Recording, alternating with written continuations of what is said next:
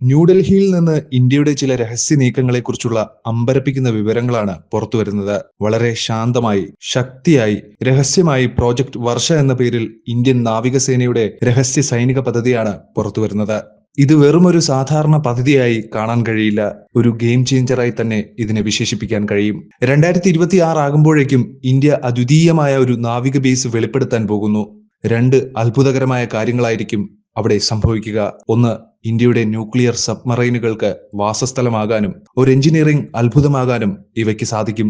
Indian നാവികസേനയുടെ കിഴക്കൻ കമാൻഡിൽ സ്ഥിതി ചെയ്യുന്ന വിശാഖപട്ടണത്തിന് ഏകദേശം 50 കിലോമീറ്റർ തെക്ക് ആന്ധ്രാപ്രദേശിലെ തീരദേശ നഗരമായ റാംബിലിയിലാണ് ഈ രഹസ്യതാവളം നിർമ്മിക്കുന്നത്. എന്തുകൊണ്ട് റാംബിലി തെരഞ്ഞെടുത്തതെന്ന് ചോദിച്ചാൽ ഇതെല്ലാം ഭൂമിശാസ്ത്രം അനുയോജ്യമായതുകൊണ്ടാണ്. അവിടെ വെള്ളം ആഴമുള്ളതാണ്. അന്തർവാഹിനികൾക്ക് സ്വാഭാവിക ഒളിത്താവളവും നൽകുന്നു. അവയ്ക്ക് വെള്ളത്തിനടിയിലേക്ക് വഴുതി വീഴാനും അദൃശ്യമായി തുടരാനും സാധിക്കും. ഉപരിതലത്തിലേക്ക് ഇറങ്ങി സ്വയം വെളിപ്പെടുത്തേണ്ട ആവശ്യവുമില്ല.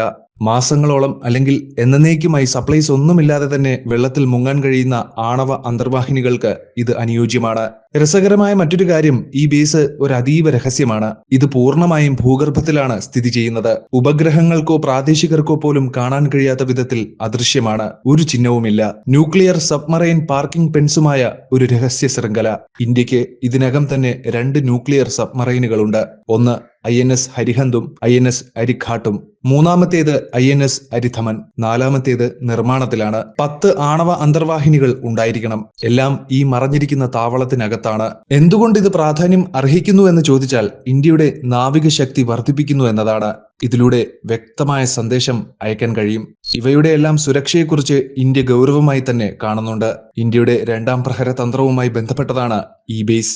ഇന്ത്യയെ ഒരു ഉത്തരവാദിത്വമുള്ള ന്യൂക്ലിയർ ശക്തിയാക്കുകയും ചെയ്യുന്നു. പാകിസ്ഥാനെ പോലെയല്ല ഇന്ത്യ. ന്യൂക്ലിയർ ആയുധങ്ങളെ യുദ്ധ ഉപകരണങ്ങളായി കാണുന്നവരാണ് ഇന്ത്യൻ സൈന്യം. ഈ രഹസ്യ ബേസ് സബ്മറൈനുകളെ സംരക്ഷിക്കുന്നതിലൂടെ ആവശ്യമെങ്കിൽ പ്രതിപ്രഹാരം നടത്താനും ഇന്ത്യയെ തയ്യാറെടുപ്പിക്കുകയാണ്.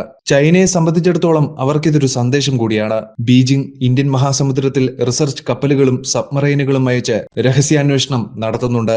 ഇന്ത്യയും ഇത് ശ്രദ്ധിച്ചിട്ടുമുണ്ട്. ശക്തിയും സാമർഥ്യവും കൊണ്ട് ഇതിന് മറുപടി നൽകേണ്ടതുണ്ട്. ഇന്ത്യൻ നേവി നിശബ്ദമായ ഒരു കളി കളിക്കുകയാണ്. ശക്തി ഉപയോഗിച്ച് ശക്തിയെ നേരിടുന്നു എന്ന് തന്നെ പറയാം. അതിനാൽ പുഞ്ചിരിയും നമസ്തയും ഒക്കെ കലർത്തി ഇന്ത്യ മുന്നേറുകയാണ്. ഇത് അന്തർവാഹിനികളെക്കുറിച്ച് മാത്രമല്ല, അവയുടെ നീക്കങ്ങൾ നിശബ്ദമായും സമർത്ഥമായും നിലനിർത്തിക്കൊണ്ട് എന്തിനും തയ്യാറാണെന്ന് ലോകത്തെ കാണിക്കുന്നതിനെക്കുറിച്ചാണ് ഇന്ത്യ സന്ദേശം നൽകുന്നത്.